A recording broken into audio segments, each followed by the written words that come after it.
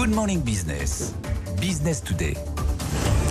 Rakuten France a trouvé son modèle économique. L'ancien Price Minister a atteint la rentabilité fin 2023. Bonjour Fabien Verceau. Bonjour. Vous êtes le PDG de Rakuten France. 16 millions de visiteurs uniques chaque mois sur le site.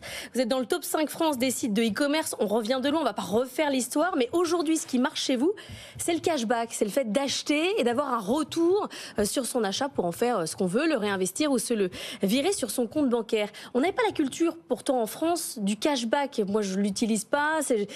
Comment vous avez amené cette idée chez nous? Alors, bonjour. Écoutez, en fait, c'est le fruit de mes déplacements professionnels hors d'Europe. Lorsque j'ai rejoint le groupe Rakuten il y a quelques années, j'ai passé pas mal de temps en Asie, au Japon évidemment, et puis aux États-Unis, à observer quelles étaient les pratiques. Et je me suis rendu compte d'une chose, pourtant très simple, c'est que effectivement la fidélisation, ce qu'on appelle le cashback, cette pratique était ultra développée partout, faisait partie des parcours d'achat de pratiquement tous les sites internet. Ouais. Aussi bien en Amérique du Nord, encore une fois, qu'en Asie. Et en Europe, c'était pas le cas. Et donc, nous nous sommes dit à ce moment-là qu'il y avait une opportunité de prendre un positionnement très fort et en proposant un système de fidélisation d'un genre nouveau, très liquide, très généreux, pour pouvoir proposer le même type d'expérience aux consommateurs et aux consommatrices français. Alors vous êtes une plateforme, vous vendez tout un tas de produits, de l'électroménager, enfin c'est une plateforme classique, vous n'avez rien en propre, vous faites l'intermédiaire, mais qui paye du coup pour ce cashback? Vous dites qu'il faut que ça soit très généreux. Alors d'où vient le budget? Alors le budget, il est à 80% financé par nous-mêmes. D'accord ? Nous avons un modèle économique, une organisation très lean.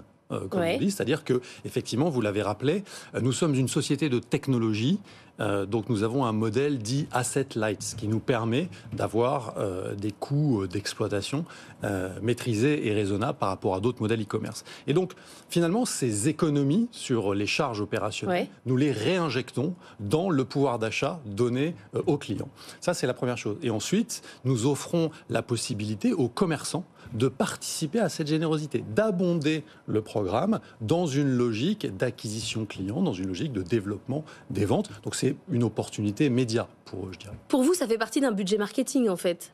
C'est 70% de notre budget marketing en France. C'est peut-être aussi pour cela que vous nous voyez peu à la télévision ou à la radio, notamment parce que nous avons fait le choix d'engager la majorité de nos ressources marketing dans le fait de rendre du pouvoir d'achat à nos membres. Donc ça marche, il y a un système d'ambassadeurs et après vous voyez clairement que celui qui a commencé avec le cashback, il se fidélise, il revient article par article et il gagne combien en moyenne? Alors oui, il y a un effet extrêmement vertueux que l'on a pu observer dans d'autres géographies, encore une fois, que l'on constate en France également. Le pouvoir d'achat moyen, il est rendu aux membres, il est de 900 € aujourd'hui en moyenne sur la plateforme. Sur un an. Sur un an, absolument. Sachant que ça va de 400 € pour les utilisateurs les moins actifs jusqu'à 1 300 € pour les membres dits Platinum, c'est-à-dire ceux qui achètent le plus souvent sur la plateforme. Et ces membres-là achètent en moyenne une fois par semaine. Donc vous voyez que par rapport aux standards de l'e-commerce, le système, puisqu'il est très simple à utiliser, puisqu'il concerne la totalité de vos paniers e-commerce, vous permet de bénéficier véritablement d'un pouvoir d'achat substantiel. Alors sur les tendances e-commerce, 2 points. Le premier, c'est la seconde main. Ça devient évidemment la mode partout. Vous faites comment? Parce que vu que vous n'êtes qu'une plateforme, vous n'avez pas vous occupez pas des mobiles, de les reconditionner, de les réexpédier. Comment vous faites? Vous avez des partenaires? Alors chez nous, d'abord, la seconde main, c'est un sujet auquel on s'est attaqué très très tôt. Il y a plus de 7-8 ans que nous avons décidé d'accélérer sur cette verticale et que nous observons année après année la montée de l'adoption, comme on dit, chez le consommateur de ces produits pre-loved. Ensuite, la seconde main, elle revêt finalement plusieurs aspects. D'abord, vous avez les vendeurs particuliers, comme vous et moi, qui revendaient les produits sur la plateforme. Et puis ensuite, des produits d'occasion vendus par des vendeurs professionnels, c'est votre question. Dans ce cas-là, nous sélectionnons ces vendeurs. Nous avons mis en place des chartes qualité. Nous contrôlons ces éléments lorsque les équipements sont reconditionnés par ces fournisseurs. Nous écoutons également nos clients et enfin, qui nous disent s'ils sont satisfaits ou pas de leur achat.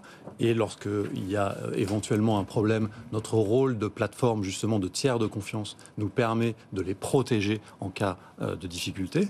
Et enfin, dernier élément, simultanément, nous développons des algorithmes de l'intelligence artificielle qui nous permettent de filtrer et de qualifier ou de préqualifier ceux qui sont la qualité des commerçants ouais. et de les mettre plus en avant sur la plateforme. Voilà. Le commerce en ligne, maintenant, ça ressemble clairement à n'importe quel commerce. Les tendances sont les mêmes. Ça a fait plus 10% en 2023. On a vu notamment ce qui performe, ce sont les services, la beauté, moins l'électroménager. C'est ce que vous voyez aussi chez vous? Oui, c'est ce que l'on observe également.